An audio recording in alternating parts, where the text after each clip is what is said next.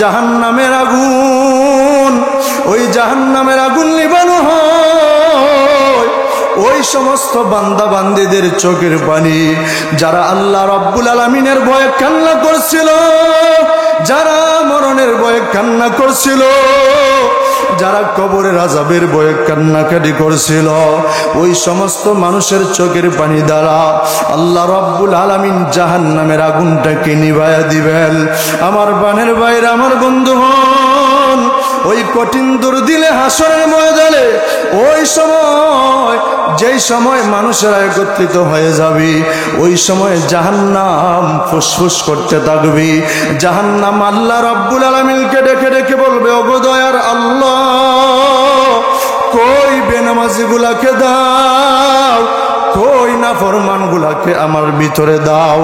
আমাকে আপনি যেই সময় থেকে তৈরি করেছেন, সৃষ্টি করেছেন, ওই সময় থেকে নিয়ে আজ পর্যন্ত কোন মানুষকে আমার পেটের ভিতরে দেন নাই গো আল্লাহ। আমি জাহান্নামের পেটের ভিতরে বড় ক্ষুধা লাগছে, তাড়াতাড়ি নাফরমানগুলাকে দাও, তাড়াতাড়ি বেনামাজিগুলাকে দাও, তাড়াতাড়ি সুদখোর ঘুষখোরকে দাও, তাড়াতাড়ি বেপরদাওয়ালাগুলাকে দাও। আমি জাহান্নামের পেটের ভিতরে বড় ক্ষুধা লাগছি। এবার আল্লাহ রাব্বুল আলামিন ফেরেশতা পাঠিয়ে দিবেন, ও ফেরেশতা যাও জাহান্নামের পিছনে 70,000 লাগাম লাগায় দাও। আবার প্রত্যেকটা লাগামের মধ্যে 70,000 করে ফেরেশতা চলে যাও।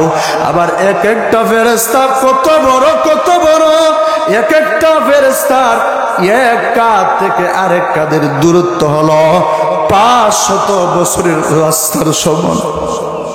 আল্লাহু আকবার, জোরে বলেন।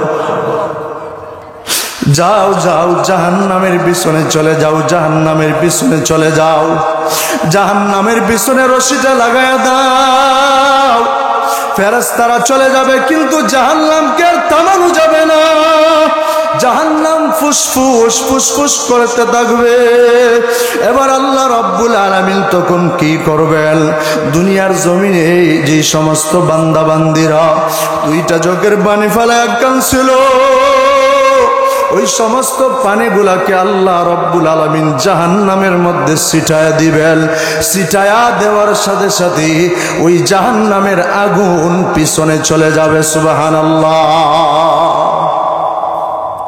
ফেরেশতারা তখন ডেকে ডেকে বলবে, ওগো আল্লাহ, 70,000 লাগাম লাগায় দিয়েছিলাম, আবার প্রত্যেকটা লাগামের মধ্যে 70,000 করে ফেরেশতা গো আল্লাহ। এর পরেও আমরা কিন্তু জাহান্নামকে ধরে রাখতে পারলাম না, জাহান্নামকে পিছনে নিতে পারলাম না গো আল্লাহ। কিন্তু আপনি কি পানি দিয়েছেন, যেই পানিটা দেওয়ার কারণে জাহান্নাম পিছনে চলে গিয়েছে। আল্লাহ রাব্বুল আলামিনকে এবার ফেরেশতারা প্রশ্ন করবে, আল্লাহ, এটা কি জমজমের পানি নাকি? এটা কি হাউজে কাউসারের পানি নাকি? আল্লাহ রাব্বুল আলামিন তখন ডাক দা বলবেন, না, এটা জমজমের পানিও না, এটা হাউজে কাউসারের পানিও না। আল্লাহ রাব্বুল আলামিন ডেকে ডেকে বলবেন, এর ফেরেশতারা, দুনিয়ার জমিনে আমার কিছু বান্দা বান্দিরা ওয়াজ মাহফিলের মধ্যে গিয়া দুইটা চোখের পানি ফালায়া কান্নাকাটি করেছিল। জুমার দিন মসজিদের মধ্যে গিয়া জুমার নামাজের পর দুয়ার মধ্যে দুইটা হাত উঠায় কান্নাকাটি করছিল। হুজুরের বয়ান শুনিয়া, খতিব সাহেবের বয়ান শুনিয়া দুইটা চোখের পানি ফালায় কান্নাকাটি করছিল। ওই সমস্ত বান্দা বান্দীদের চোখের পানিটা আমি আল্লাহ রাব্বুল আলামিন জমা করে রাখছিলাম, একত্রিত করে রাখছিলাম। আমি আল্লাহ রাব্বুল আলামিন যখন দেখলাম তোমরা ফেরেশতারা জাহান্নামকে পিছনে নিতে পারতেছ না, আমি আল্লাহ রাব্বুল আলামিন তখন ওই পানিগুলাকে, আমার মায়ার বান্দা বান্দীদের পানিগুলাকে, আমার মায়ার বান্দা বান্দীদের চোখের পানিটা আমি যখন জাহান্নামের মধ্যে ছিটায়া দিলাম, জাহান্নামের মধ্যে ছিটায়া দেওয়ার সাথে সাথে ওই জাহান্নাম পিছনে চলে গিয়েছে। সুবহানাল্লাহ, জোরে বলেন।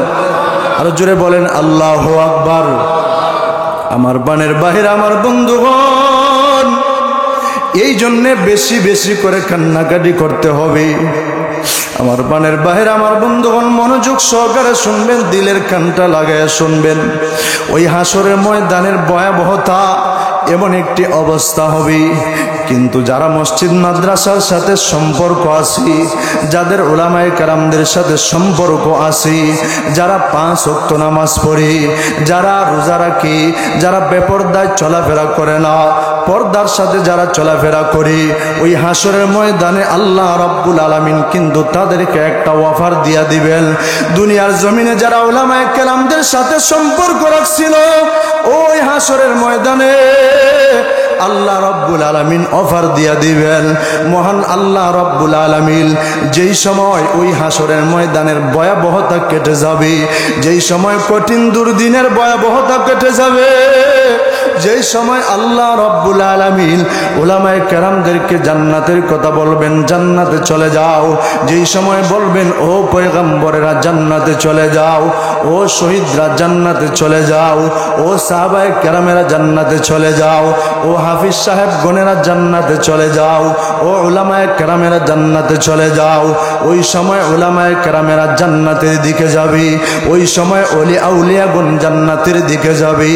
ওই সময় দুনিয়ার জমিনে একজন মানুষ, যেই মানুষটা একজন আল্লাহওয়ালার সাথে সম্পর্ক ছিল, মসজিদ মাদ্রাসার খেদমত করত, মসজিদ মাদ্রাসার সাথে সম্পর্ক ছিল, মাদ্রাসার উলামায়ে কেরামদের সাথে সম্পর্ক ছিল, হক্কানি উলামায়ে কেরামদের সাথে সম্পর্ক ছিল, ওই মানুষটা জাহান্নামী হয়ে গেছে, ওই মানুষটা জাহান্নামী হয়ে গেছে। কিন্তু তাকায় দেখবি ওই একজন আল্লাহর ওলি জান্নাতে যাইতেছেন কয়েকজন মানুষকে সঙ্গে করিয়া, সুপারিশ করিয়া করিয়া জান্নাতের দিকে নিয়ে রওনা করে দিয়েছেন। এবার ওই লোকটা দাঁড়ায়া যাবে, ওই লোকটা দাঁড়ায়া বলবে, আল্লাহ রাব্বুল আলামিন কিন্তু স্মরণ করায়া দিবেন। ওই লোকটা দাঁড়ায়া যাবে, দাঁড়ায়া বলবে, ও আল্লাহর ওলি, ও আলেম, ও বুজুর্গ, একটু দাঁড়ান। দুনিয়ার জমিনে আমি আপনাকে মহব্বত করতাম, একদিন মহব্বত করিয়া আপনাকে শুধুমাত্র অজুর পানি দিয়েছিলাম, সামান্য অজুর পানি দিয়েছিলাম, সামান্য পানি খাওয়ার জন্য 1 গ্লাস পানি দিয়েছিলাম। একমাত্র আল্লাহ রাব্বুল আলামিনের জন্য আপনাকে মহব্বত করেছিলাম। আজকে আপনি আমাকে রাখিয়া কেমন ভাবে জান্নাতে চলে যান, কেমন ভাবে আমাকে রাখি আপনি জান্নাতে চলে যান। একটু দয়া করে মায়া করে একটু আল্লাহ রাব্বুল আলামিনের কাছে সুপারিশ করেন না গো আল্লাহর ওলি। এবার ওই আল্লাহর ওলি সুপারিশ করবেন, বলবেন, আল্লাহ ওই মানুষটা আমাকে মহব্বত করেছিল কোরআনের খাতিরে, ওই মানুষটা আমাকে মহব্বত করেছিল আপনি আল্লাহ রাব্বুল আলামিনের খাতিরে, ওই মানুষটা আমাকে মহব্বত করেছিল নবীজির তরিকা অনুযায়ী চলছিলাম, নবীজির খাতিরে আমাকে মহব্বত করছে, ওই মানুষটা আপনার জন্য মহব্বত করেছে। ও দয়ার আল্লাহ, মেহেরবানি করে দয়া করে ওই মানুষটাকে আপনি জাহান্নামে দিবেন না গো আল্লাহ। দয়া করে মায়া করে আপনি মেহেরবানি করে আমার সুপারিশটা কবুল করিয়া আমার সাথে জান্নাতে ওই লোকটাকে দিয়া দেন। আল্লাহ রাব্বুল আলামিন ওই আল্লাহর ওলি, ওই আলেম, ওই হাফিজ সাহেবের সুপারিশটাকে কবুল করিয়া ওই গুনাহগার বান্দা, যেই ব্যক্তিটা জাহান্নামী হয়ে গিয়েছিল, ওই ব্যক্তিকে মাফ করিয়া মহান আল্লাহ রাব্বুল আলামিন জান্নাতের বাসিন্দা বানায়া দিবেন। সুবহানাল্লাহ, জুড়ে বলেন। এই জন্যে মসজিদ মাদ্রাসার খেদমত করার দরকার আছে না নাই? জুড়ে বলেন। মসজিদ মাদ্রাসার সাথে সম্পর্ক রাখার দরকার আছে না নাই? জুড়ে বলেন। উলামায়ে কেরামদের সাথে সম্পর্ক রাখার দরকার আছে না নাই? জুড়ে বলেন। আল্লাহ ওয়ালাদের সাথে সম্পর্ক রাখার প্রয়োজন আছে না নাই? জুড়ে বলেন। আল্লাহর ওলিদের সাথে সম্পর্ক রাখার দরকার আছে না নাই? জুড়ে বলেন। মা বাবার খেদমত করার দরকার আছে না নাই? জুড়ে বলেন। ওলি আউলিয়াদের সাথে সম্পর্ক রাখবেন, কারণ আল্লাহ রাব্বুল আলামিন কোরআনের ভিতরে বলে দিয়েছেন, ইয়া আইয়ুহাল্লাযীনা الذين آمنوا اتقوا الله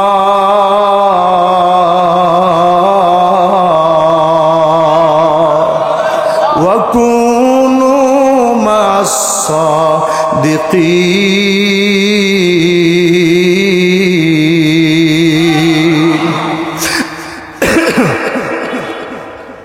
আল্লাহ রব্বুল আলামিন ডেকে রেখে বলেন, হে ঈমানদার গণেরা, তোমরা আমি আল্লাহ রব্বুল আলামিনকে ভয় করো আর তোমরা সত্যবাদীদের সাথে হয়ে যাও। সুবহানাল্লাহ জোরে বলেন।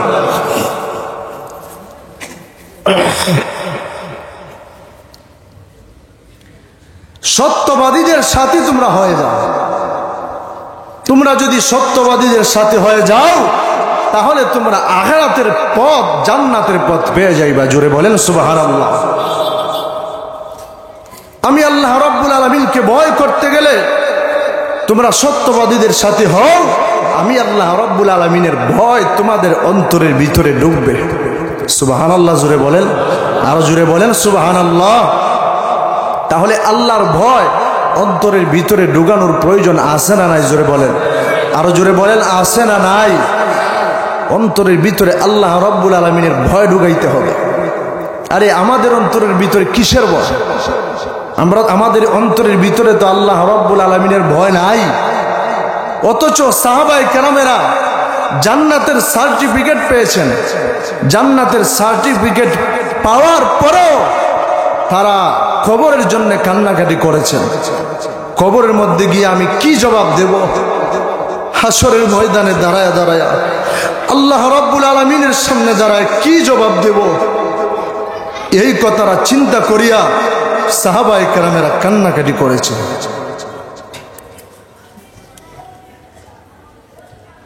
আল্লাহর নবীজির একজন সাহাবী হযরত ওমর ফারুক রাদিয়াল্লাহু তাআলা আনহু, ঈদের দিন সবাই আনন্দ করতেছে আর বাড়ি যাইতেছে, কিন্তু উনি দেখা যায় আনন্দ করেন না, বাড়িও যায় না, বরং একটা ঘরের ভিতর দরওয়াজাকে তালাবদ্ধ করিয়া কান্নাকাটি করতেছে। পয়গম্বরের একজন সাহাবী আবু হুরায়রা রাদিয়াল্লাহু তাআলা আনহু ওই দিকে যাইতেছেন, গিয়া দেখেন ওমর ফারুক রাদিয়াল্লাহু তাআলা আনহু একটা ঘরের ভিতর দরওয়াজাকে তালাবদ্ধ করে কাঁদতেছে। পয়গম্বরের সাহাবী আবু হুরায়রা রাদিয়াল্লাহু তাআলা আনহু ওমর ফারুক রাদিয়াল্লাহু তাআলা আনহুকে ডাক দিয়ে বলেন, রে ওমর, দরওয়াজাটা খোলো, দরওয়াজাটা খোলো। ওমর ফারুক রাদিয়াল্লাহু তাআলা আনহু ডাক দিয়ে বলেন, না, দরওয়াজাটা খোলা যাবে না, দরওয়াজা খোলা যাবে না। আবু হুরায়রা রাদিয়াল্লাহু তাআলা আনহু ডাক দিয়ে বলেন, রে ওমর, আজকে ঈদের দিন, আনন্দ করার দিন, সবাই আনন্দ করতেছে আর বাড়ি যাইতেছে, কিন্তু আপনি দেখা যায় আনন্দ করেন না, বরং আপনি কান্নাকাটি করতেছেন। কান্নার কারণটা কি? ওমর ফারুক রাদিয়াল্লাহু তাআলা আনহু ডাক দিয়ে বলেন, আরে আবু হুরায়রা, আনন্দ তো করবে সেই ব্যক্তি যার কোনো টেনশন নাই, যার কোনো চিন্তা নাই। আবু হুরায়রা রাদিয়াল্লাহু তাআলা আনহু ডাক দিয়ে বলেন, রে ওমর, আল্লাহর নবী কুল কায়নাতের সরদার, নবী দু জাহানের সরদার, নবী মুহাম্মদুর রাসূলুল্লাহ সাল্লাল্লাহু আলাইহি ওয়াসাল্লাম তোমাকে জান্নাতের সার্টিফিকেট দিয়েছেন, এরপর তোমার কিসের ভয়, কিসের চিন্তা? ওমর ফারুক রাদিয়াল্লাহু তাআলা আনহু ডাক দিয়ে বলেন, রে আবু হুরায়রা, রমজানের ভিতরে রোজা রাখলাম, কবুল হলো কিনা টেনশন। রমজানের ভিতরে আল্লাহর কালাম তেলাওয়াত করলাম, কবুল হলো কিনা চিন্তা করতেছি। রমজানের ভিতরে জিকির আজকার করলাম, কবুল হলো কিনা চিন্তা করতেছি। ওই কবরের মধ্যে গিয়া যেই সময় আমাকে প্রশ্ন করা হবে, ওই প্রশ্নের জবাব আমি ওমর দিতে পারবো কি না পারবো, এই জন্যে টেনশন করতেছি, চিন্তা করতেছি। অথচ ওমর ফারুক রাদিয়াল্লাহু তাআলা আনহুকে যখন কবরের মধ্যে রাখা হয়, কবরের মধ্যে রাখার সঙ্গে সঙ্গে এবার যখন ফেরেশতারা প্রশ্ন করে, মান রাব্বুকা, তোমার রবকে, ওমর ফারুক রাদিয়াল্লাহু তাআলা আনহু উল্টা প্রশ্ন করতেছেন, তোমরা কে? সুবহানাল্লাহ জোরে বলেন। যেই ব্যক্তি ওমর ফারুক রাদিয়াল্লাহু তাআলা আনহু জান্নাতের সার্টিফিকেট নিয়ে দুনিয়া থেকে চলে গেছেন, কবরের মধ্যে ফেরেশতারা প্রশ্ন করে মার রাব্বুকা, তোমার রব কে? ওমর ফারুক রাদিয়াল্লাহু তাআলা আনহু উল্টা প্রশ্ন করেন, তোমরা কে? এবার আল্লাহর নবী কুল কায়নাতের সরদার, নবী দু জাহানের সরদার নবী মুহাম্মদুর রাসূলুল্লাহ সাল্লাল্লাহু আলাইহি ওয়াসাল্লাম নিজের মাথা মুবারকটাকে ওমর ফারুক রাদিয়াল্লাহু তাআলা আনহুর কবরের মধ্যে নিয়া ফেরেশতাদেরকে ডেকে ডেকে বললেন, রে ফেরেশতারা, তোমরা আমার ওমরকে আমার আল্লাহ সম্পর্কে প্রশ্ন করতে হবে না, কারণ তোমরা যেই পরিমাণ আমার আল্লাহকে চেনো, আমার ওমর এর চাইতে কোটি কোটি গুণ বেশি আমার আল্লাহকে চিনে। জুড়ে বলেন সুবহানাল্লাহ। আমার পানের বাহির আমার বন্ধুগণ, আল্লাহর নবীজির আরেকজন সাহাবী উসমান রাদিয়াল্লাহু তাআলা আনহু কবর দেখলে কান্নাকাটি করা শুরু করে দিতেন, কবর দেখলে কান্নাকাটি করা শুরু করে দিতেন। কান্না করতে করতে দেখা যায় বেহুশ হয়ে যাইতেন। সাহাবায়ে কেরামেরা প্রশ্ন করে, রে উসমান, জাহান্নামের আলোচনা করলে তুমি এত বেশি কান্না করো না, জাহান্নামের আলোচনা করলে, হাসরের ময়দানের ভয়াবহতার কথা আলোচনা করলে তুমি এত বেশি কান্নাকাটি করো না রে উসমান। কিন্তু দেখা যায় কবর দেখলে এত বেশি কান্নাকাটি করো, কারণটা কি? উসমান রাদিয়াল্লাহু তাআলা আরো জোরে হাউমাউ করে কান্না করে আর ডাক দেয়া বলে, রে আল্লাহর নবীর সাহাবীরা, কারণ কবর তো হলো আখিরাতের প্রথম ঘাঁটি, ওই আখিরাতের প্রথম ঘাঁটি যার জন্য সহজ হয়ে যাবে, ওই আখিরাতের প্রথম ঘাঁটি যার জন্য সহজ হয়ে যাবে, তার জন্য আখিরাতের সমস্ত ঘাঁটি সহজ হয়ে যাবে। আর যদি কারো জন্য আখিরাতের প্রথম ঘাঁটিটা কঠিন হয়ে যায়, তার জন্য আখিরাতের সব ঘাঁটি কিন্তু কঠিন হয়ে যাবে। আমার প্রাণের ভাইরা, আমার বন্ধুগণ, এই জন্য অন্তরের ভিতরে কার ভয় ঢুকায় দিব? জোরে বলেন, আরো জোরে বলেন, কার ভয় ঢুকায় দিব? আরো জোরে আওয়াজ দিয়া বলেন, কার ভয় ঢুকায় দিব? হয় নাই আপনারা মনে হয় ঘুমায় গেছেন, ইমানি আওয়াজে হাত উঠায় বলেন, কার ভয় ঢুকায় দিব? কাকে ভয় করব? জোরে বলেন, আরো জোরে বলেন।